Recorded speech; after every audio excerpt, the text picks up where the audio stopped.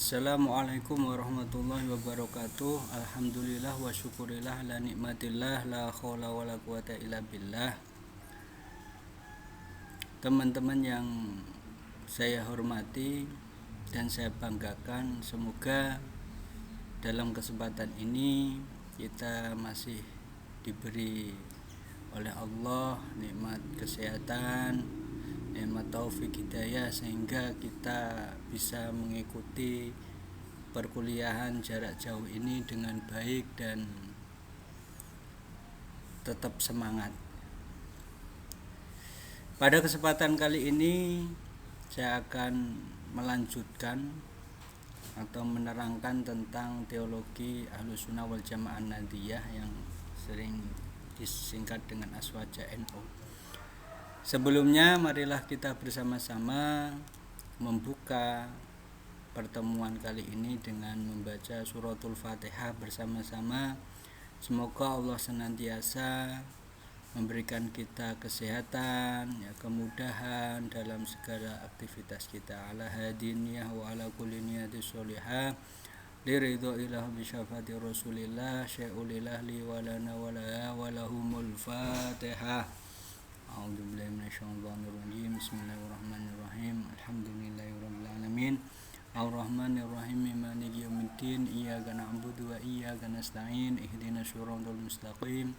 Shiratal ladzina an'amta 'alaihim ghairil maghdubi 'alaihim waladdallin. Amin.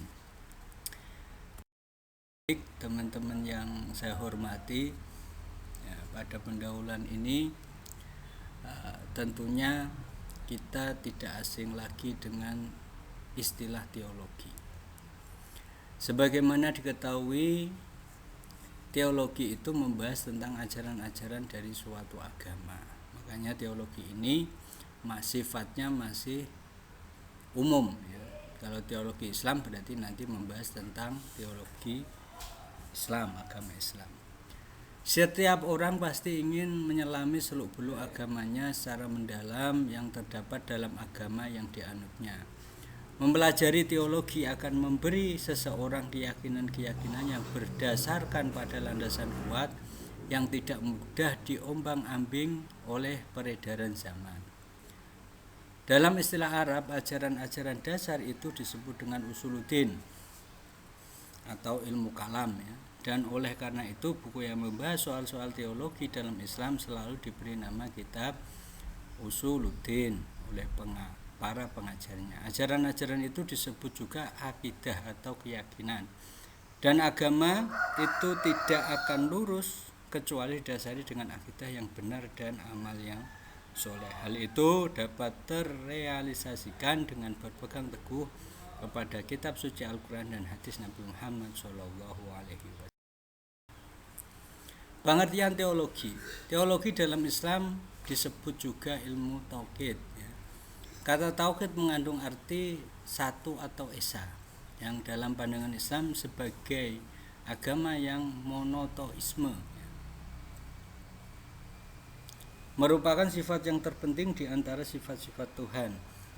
Ditinjau dari sudut bahasa atau etimologi, kata tauhid adalah bentuk kata masdar dari asal kata kerja lampau, yaitu wahada yuwahidu wahdan, yang memiliki arti mengisahkan atau menunggalkan. Dari pengertian etimologi tersebut dapat diketahui bahwa tauhid mengandung makna keyakinan atau mengiktikadkan bahwa Allah itu adalah satu. Secara istilah teologi diartikan sebagai ilmu yang lebih mengutamakan pemahaman masalah-masalah ketuhanan dalam pendekatannya yang rasional. Dari tauhid yang bersama syariat membentuk orientasi keagamaan yang lebih bersifat eksoteris. Sebutan lain dari teologi Islam adalah ilmu tauhid, usuluddin, dan ilmu kalam. Sejarah munculnya aliran teologi Islam. Pertemuan yang lalu sudah saya terangkan tentang bagaimana awal mula ajaran Islam itu terpecah menjadi beberapa golongan. Dalam hadis Nabi terpecah menjadi 73 golongan. Tetapi di sini tidak akan saya bahas lagi, tetapi saya akan menjelaskan tentang sebab-sebab terjadinya ikhtilaf, perbedaan pendapat tentang ajaran Islam. Sebenarnya ikhtilaf telah ada di masa sahabat. Hal ini terjadi antara lain karena perbedaan pemahaman di antara mereka dan perbedaan nas sunnah yang sampai kepada mereka. Selain itu juga karena pengetahuan mereka dalam masalah hadis tidaklah sama, dan juga karena perbedaan pandangan tentang dasar penetapan hukum dan berlainan tempat. Ini juga mendasari terjadinya perbedaan pendapat. Sebagaimana diketahui bahwa ketika agama Islam telah tersebar meluas ke berbagai penjuru, banyak sahabat Nabi yang telah pindah tempat dan berpencar-pencar ke negara yang baru tersebut. Dengan demikian, kesempatan untuk bertukar pikiran atau bermusyawarah memecahkan suatu masalah sukar dilaksanakan. Nah, kalau zaman dulu memang sangat sulit sekali kalau mau bertemu karena jarak antara kota jauh dan transportasi pada masa itu yang paling cepat hanyalah kuda, sehingga sangat sulit sekali untuk melaksanakan musyawarah. Beda dengan zaman sekarang, dimanapun kita berada yang penting ada sinyal internet dan tentunya punya kuota, kita bisa berhubungan, sudah tidak terbatas oleh tempat kalau sekarang. Jadi faktor-faktor yang menyebabkan ikhtilaf secara umum di kalangan sahabat ada 3, yakni perbedaan para sahabat dalam memahami nas-nas Al-Quran, perbedaan para sahabat disebabkan perbedaan riwayat, dan perbedaan para sahabat disebabkan karena rohyu, pemikiran mereka. Nah, tentunya ini terjadi perbedaan setelah Nabi Muhammad SAW wafat. Ketika Nabi masih hidup, tentunya perbedaan itu ketika ada masalah, ada sesuatu yang tidak dipaham, bisa langsung ditanyakan kepada Nabi Muhammad SAW. Persamaan perbedaan ilmu kalam, filsafat, dan tasawuf. Ini persamaan ilmu kalam, filsafat, dan tasawuf semuanya berusaha mencari kebenaran atau al-haq, kebenaran yang hakiki. Ini semuanya ilmu kalam, filsafat, tasawuf tujuannya sama. Cuma dalam teknisnya caranya yang agak berbeda. Kalau ilmu kalam ingin mengetahui kebenaran ajaran agama melalui penalaran rasio, lalu dirujukkan kepada nas, dan filsafat menghasilkan kebenaran spekulatif tentang segala yang ada.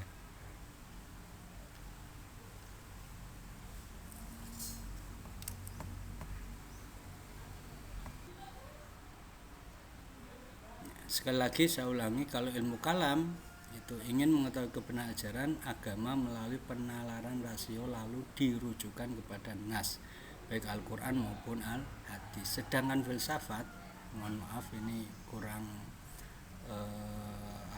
di enter ya. Sedangkan filsafat ini untuk menghasilkan kebenarannya secara spekulatif tentang segala yang ada. Sedangkan tasawuf memperoleh kebenaran sejati melalui mata hati,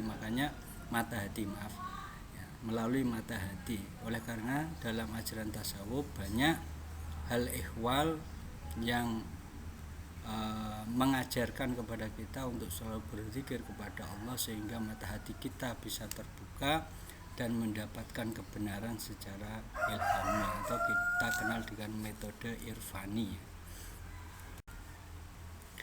Keterkaitan antara ilmu teologi Islam, filsafat, dan tasawuf dalam objek kajian.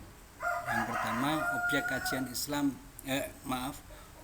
kajian ilmu kalam adalah ketuhanan dan segala sesuatu yang berkaitan dengannya. Sedangkan objek kajian filsafat adalah masalah ketuhanan di samping masalah alam, manusia, dan segala sesuatu yang ada.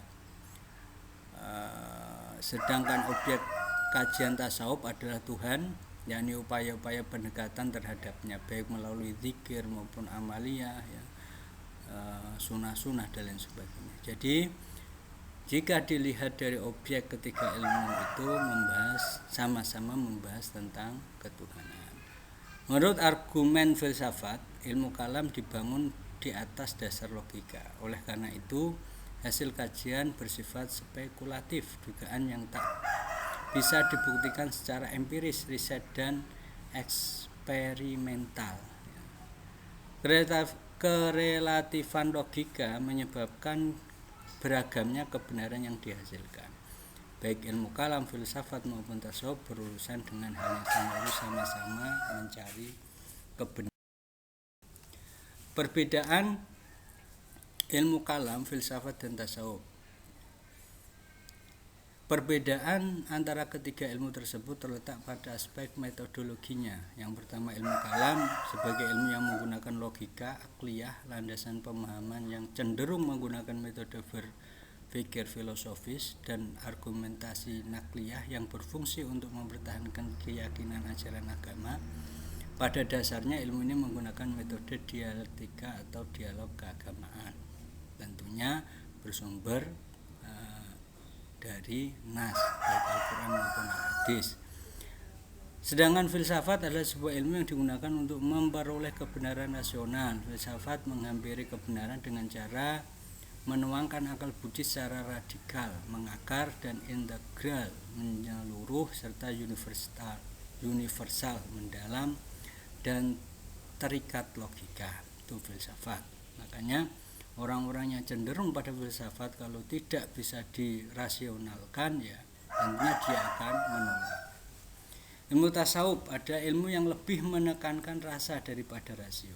Ilmu tasawuf bersifat sangat subjektif, yakni sangat berkaitan dengan pengalaman seseorang. Sebagian pakar mengatakan bahwa metode ilmu tasawuf adalah intuisi atau ilham atau inspirasi yang datang dari Tuhan. Kebenaran yang dihasilkan ilmu tasawuf dikenal dengan istilah kebenaran huduri, yaitu suatu kebenaran yang objeknya datang dari subjek itu sendiri. Perbedaan selanjutnya memahami karakteristik dan prinsip pemikiran teologi Ahlussunnah wal Jamaah Nahdiyah. Prinsip, karakteristik dan sikap kemasyarakatan ajaran Ahlussunnah wal Jamaah Nahdiyah yaitu: 1. Bersikap tawasud. Maaf, ini tulisannya kurang ya.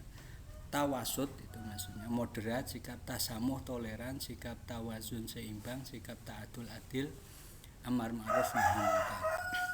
Sikap tawasud atau moderat, sikap tengah yang berintikan kepada prinsip hidup yang menjunjung tinggi keharusan berperilaku adil dan lurus di tengah-tengah kehidupan bersama. Aswaja NU dengan sikap dasar ini akan selalu menjadi kelompok panutan yang bersikap dan bertindak lurus dan selalu bersifat membangun serta menghindari segala bentuk pendekatan yang bersifat tatoruf atau ekstrim, ya. Jadi tidak ekstrim kanan maupun ekstrim kiri, ya, moderat, tengah-tengah.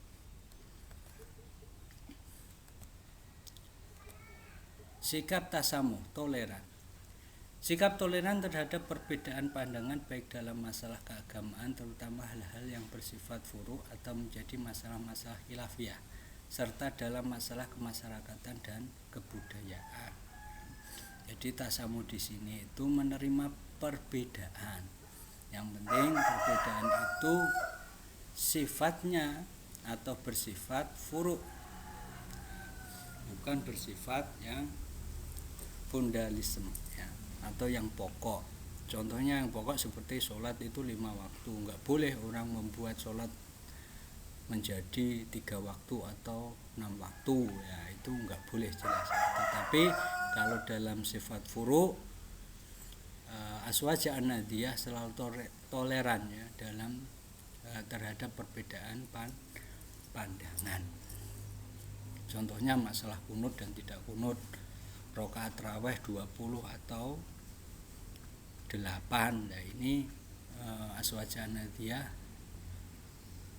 bersikap toleran terhadap perbedaan tersebut. Silahkan, yang penting permasalahan jangan kita saling menyalahkan, karena semuanya mempunyai dasar yang bisa yang tentunya bisa dipertanggungjawabkan secara ilmiah. Selanjutnya sikap tawazun, seimbang. Sikap seimbang dalam berkhidmah, menceritakan hikmah kepada Allah, hikmah kepada sesama manusia, serta kepada lingkungan hidupnya, menyelaraskan kepentingan masa lalu, masa kini, dan masa mendatang. Inilah sikap tawazun atau seimbang. Ya, beribadah, ya bekerja. Ya. Hablum minallah, ya hablum minan nas. Ini tidak boleh tidak seimbang, harus seimbang. Hablum minallah saja tidak hablum minan nas, tentunya akan dibenci banyak orang manusia, ya. Ya ibadah terus tapi lupa bahwasanya dia hidup di dunia, ada hal-hal yang menjadi tanggung jawabnya, gitu ya. Makanya dalam hadis Nabi itu disebutkan ketika kita bekerja untuk dunia, ya ta'isu abadannya, seakan-akan kamu akan hidup selamanya. Tapi ketika kamu beribadah kepada Allah tentang akhirat, ya tamu tunggu, dan seakan-akan kamu akan mati besok. Ini dalam rangka menseimbangkan antara hablum minallah dan hablum minan nas serta hablum minal alam. Selanjutnya ta'adul, yakni sikap menegakkan keadilan dan bersikap proporsional dalam menjalani kehidupan sehingga memiliki komitmen dan konsistensi dalam memegang prinsip kebenaran dan kebaikan di berbagai bidang kehidupan. Nah, ini penting sekali, ya. Sikap adil ini jangan sampai, bukan berarti adil itu harus sama rata, tetapi adil itu proporsional, ya. Bukan sesuai dengan porsinya.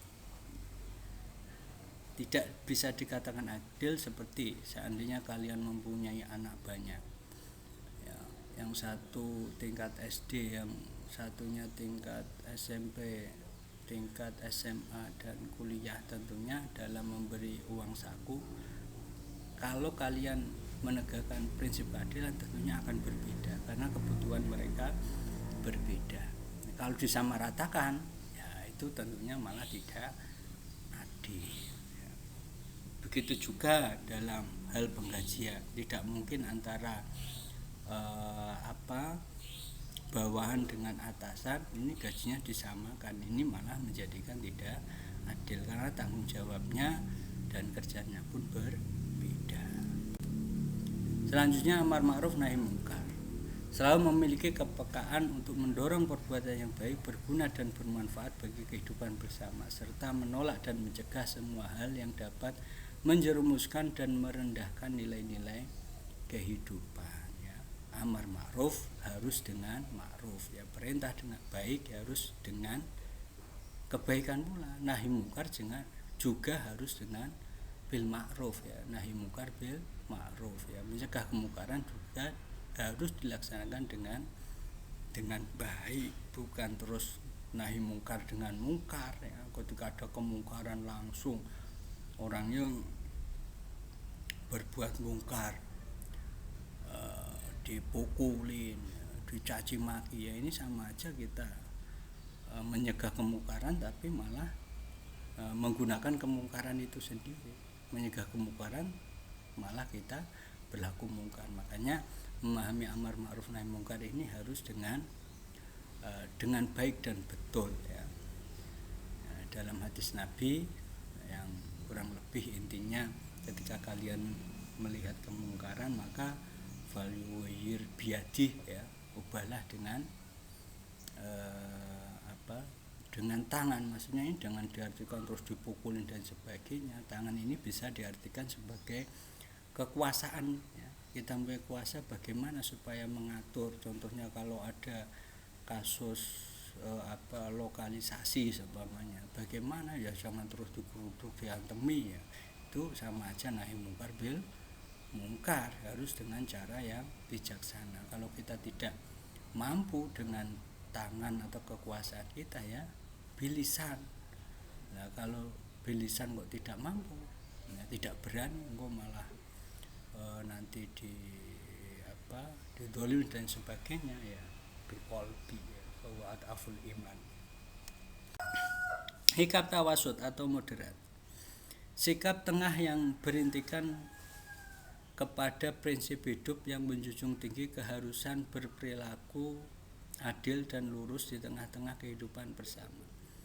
Aswaja NU dengan sikap dasar ini akan selalu menjadi kelompok panutan yang bersikap dan bertindak lurus dan selalu bersifat membangun serta menghindari segala bentuk pendekatan yang bersifat tatoruf atau ekstrim. Ya, jadi tidak ekstrim kanan maupun ekstrim kiri, ya, moderat tengah-tengah.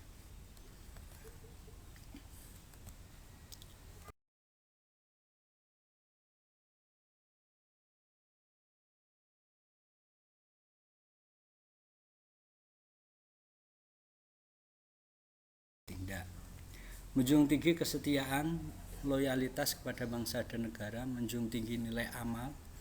Ya, dalam slogannya ajaran Aswaja An-Nadhiyah itu ya hubul waton minal iman, ini sebagai loyalitas kita kepada negara. Menjunjung tinggi nilai amal, kerja dan prestasi sebagai bagian dari ibadah kepada Allah. Menjunjung tinggi ilmu-ilmu pengetahuan serta ahli-ahlinya. Makanya dalam ajaran Aswaja dulu waktu di pondok itu kalau mau belajar ilmu ya kita dianjurkan untuk berwudu, bersuci dulu. Dalam rangka apa? Menghormati ilmu. Kalau mau ngaji pasti hadoroh dulu, mengirim wasilah, hadiah Fatihah kepada pengarangnya. Ini salah satu menjunjung tinggi yang menghormati ilmu-ilmu dan ahlinya. Selalu siap untuk menyesuaikan diri dengan setiap perubahan yang membawa kemaslahatan bagi manusia. Hanya prinsip Aswaja An-Nadhiyah ada al-muhafadhu 'alal qadimi sholih wal ahdu bil jadidil aslah.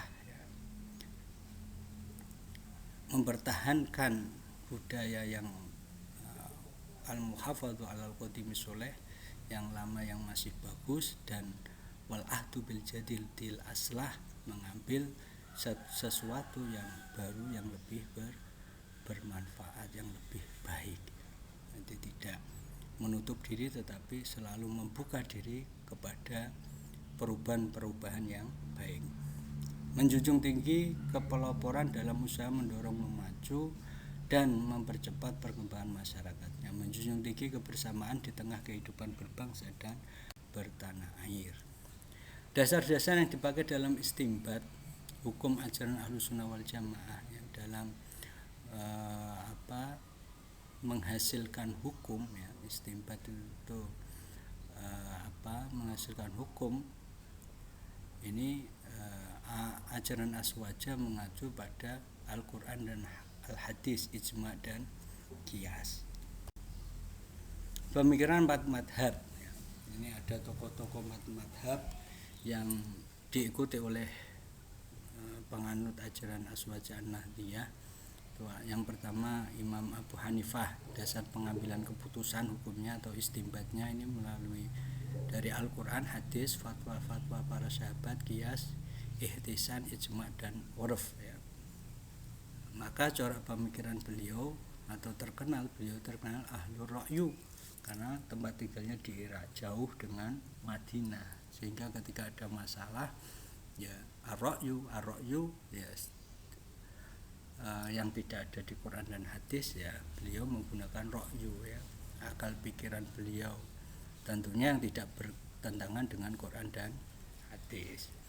Selanjutnya Imam Malik, Al-Quran dasar pengambilan keputusannya atau istimbat hukumnya, ya Al-Quran, As-Sunnah, amalan Ahlul Madinah, ada urf, fatwa sahabat, ijma, qiyas, maslahatul mursalah, ihtisan, al-dhara'i.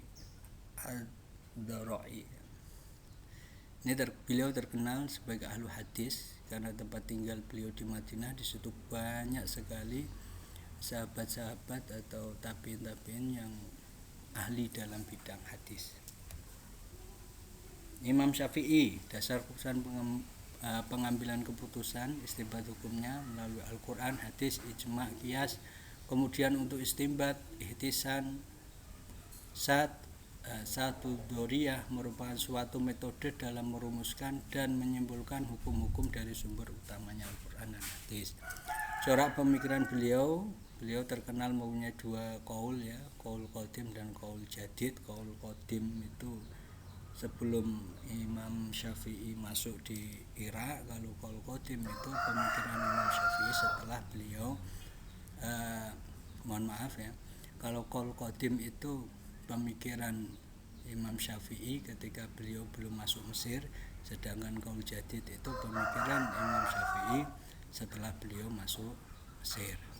Selanjutnya Imam Hambali, ini nusus Al-Quran ya, As-Sunnah, Nas Ijma, Fatwa Sahabat, hadis-hadis mursal dan do'if, qiyas, ihtisan, satu doro'i, istishab, maslahatul mursalah. Corak pemikiran Imam Hambali ini berpegang teguh kepada Al-Quran dan hadis, karena pada masa itu banyak aliran yang menyimpang dari ajaran Islam. Beliau tempat tinggalnya di Irak, dan Imam Hambali ini termasuk murid Imam Syafi'i yang terkenal dengan ahlul hadis. Beliau hafal alfin, 1.000.000 hadis beserta sanad-sanadnya. Bisa dilihat dalam kitab Ibanatul Ahkam itu ya, di pengantarnya itu ada keterangan bahwasanya Imam Hambali itu menguasai atau hafal 1.000.000 hadis beserta sanadnya. Baik, dari sini ketika kita semua bisa menjalankan prinsip-prinsip ajaran teologi Aswajah Nahdiyah, tentunya yang tadi ada tawasul, ada tawazun, ada ta'adul, ada tasamuh, amar ma'ruf nahi mungkar secara baik dan benar, maka kebersamaan dan kerukunan itu akan tercipta ya. Kira-kira seperti gambar inilah ya, bisa sama-sama bersama dan rukun. Ketika kita bisa menciptakan kebersamaan dan kerukunan, tentunya akan menjadikan bangsa kita, negara kita menjadi baldatun thayyibatun wa rabbun ghafur. Kira-kira gambarnya seperti inilah. Oke, begitu yang dapat saya sampaikan. Semoga ada manfaatnya. Kurang lebih mohon maaf ya. Sampai bertemu pada pertemuan yang akan datang. Dan saya berdoa semoga kita semuanya selalu dalam lindungan Allah dan selalu diberi kesehatan sehingga bisa beraktivitas dengan baik dan bisa beribadah dengan baik pula. Walafu minkum ihdinas siratal mustaqim siratal ladzina an'amta 'alaihim ghairil maghdubi 'alaihim waladdallin. Amin. Walafu minkum illa liqa wallahul muwafiq ila aqwamit thoriq. Assalamualaikum warahmatullahi wabarakatuh.